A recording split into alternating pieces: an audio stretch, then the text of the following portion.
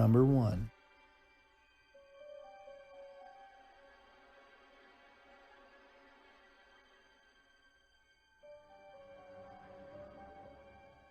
I currently go to a large university in Philadelphia, and my school isn't in the greatest part of the city.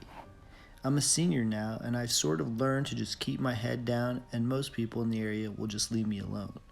A few weeks ago, into my first semester, I think it was around early October, I was hanging out at a friend's place.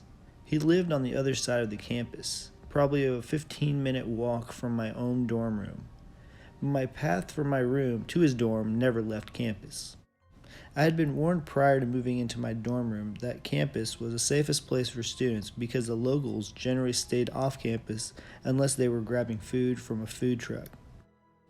Keeping that in mind, I really didn't mind walking back from my friend's dorm room late at night since the path was lit and the only people I saw were other students. Regardless, it was getting late and it was weeknight, so I told my friend that I was going to head out. He offered to walk me home, but I declined, saying I would be fine, which was my first mistake. The walk back was perfectly fine up until I got to the block that my dorm building was on. For context, there was another empty dorm building on the block that I lived on. It was scheduled to be torn down later that year because there was black mold everywhere inside. But at the time, it was still standing and there were absolutely no lights outside of it. There was a courtyard behind the building, which I used as a shortcut, which was my second mistake. As I entered the courtyard, I used my phone as a flashlight to kind of guide my way through the space. As I was nearing the other end of it, I heard someone call out, "Miss." Obviously, my first thought was, nope, and just kept walking pretending I didn't hear anything and picked up my pace. But the voice called again.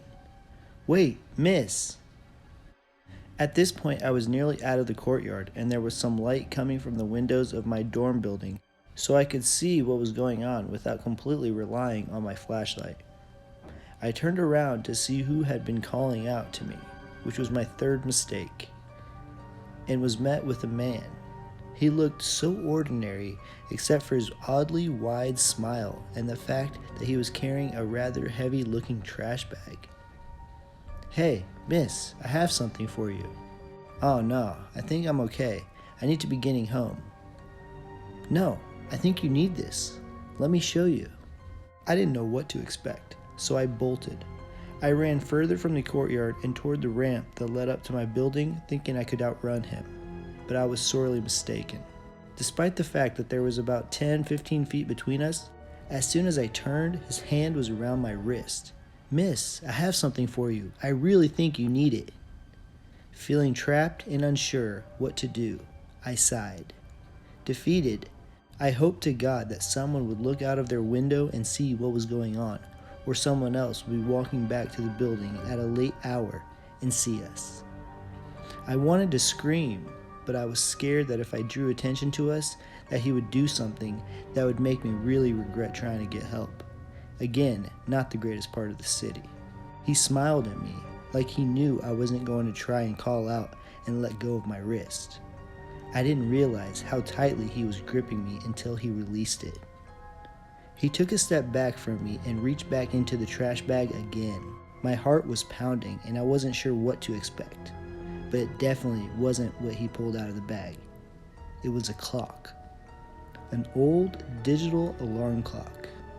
The thing had to be at least 20 years old, and it was encrusted with dirt like he pulled it out of a junkyard.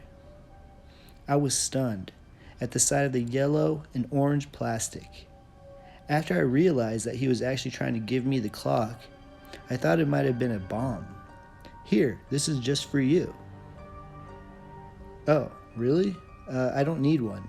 I have a clock in my room," I said, gesturing toward the massive building behind me. "No, this one's different." "What's that supposed to mean?" "Ah, miss, see, this one has a radio. Pretty unique, don't you think?" "I bet yours doesn't have a radio function," he smiled. "I mean, mine didn't, but don't most alarm clocks have radios built into them?" I took a step back from him, but as I stepped back, he stepped closer, mirroring my movement. He reached out, presenting the clock to me. I took another step back, and he took another one forward.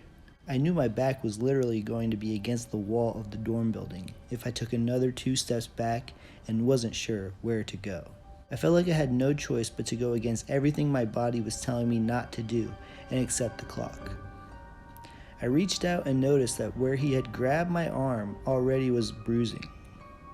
With my hand now outstretched, he placed the clock in my hand. I felt so dirty having it in my hand.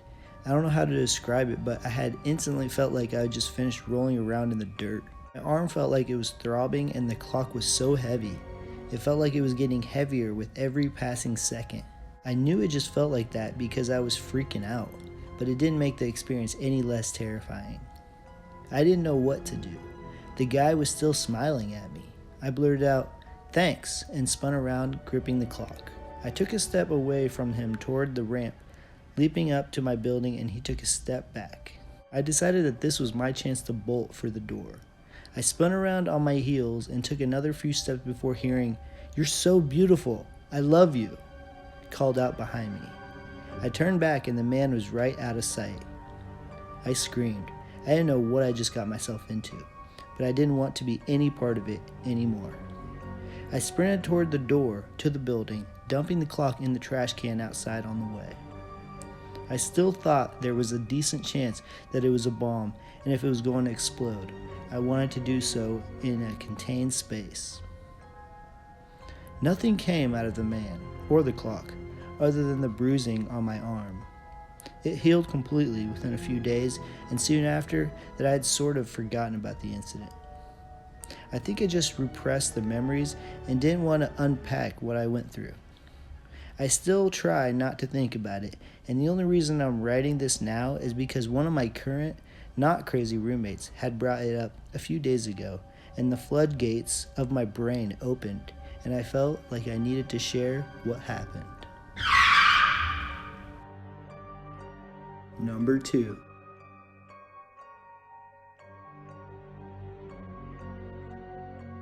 This happened to me 2 weeks ago. I started university in September and therefore live in a students-only apartment complex. There are 4 other apartments in my hallway, and sometimes we just spend time in each other's apartments. I had the absolute chance to lose my keys the first week of university. I mean, it wasn't a big deal. I simply paid for another key. After a week in my apartment, I started to notice that some of my stuff wasn't in the same place as I thought I'd put it. It didn't scare me because I know I'm a distracted person. On the day of the incident, I was coming home earlier than usual with another student, Thomas, the boy that lives in the apartment next to mine. We got in, and when I unlocked my door, I saw a woman inside my apartment. Of course, it scared me, but I was about to ask her what she was doing there. She told me, "Oh, sorry, didn't know you'd be home this early. I'm the janitor. I clean rooms weekly." Then she smiled at me and went out. I didn't know we had a janitor, but this kinda explained why my stuff was moving. Thomas then noticed she had left her keys on my desk, and I said I should give them back to her. When I took a closer look, I just realized those were my lost keys. The night passed, and I decided to talk to the man in charge of the complex about this. I told him that the janitor was the one that had my lost keys, and so I asked for my money back. He just looked at me in total incomprehension and told me, "Well, we don't have a janitor." I just froze.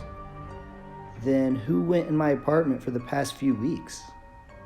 Why was she there?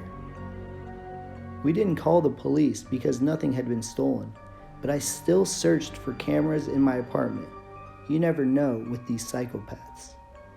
I haven't seen her since, and I'm glad to know that she can't enter the complex anymore without the badge on the key. Moral of the story: don't lose your key and don't trust anybody. Thanks, guys. Please share, like, and subscribe. And remember, don't forget to lock your doors. Happy Halloween!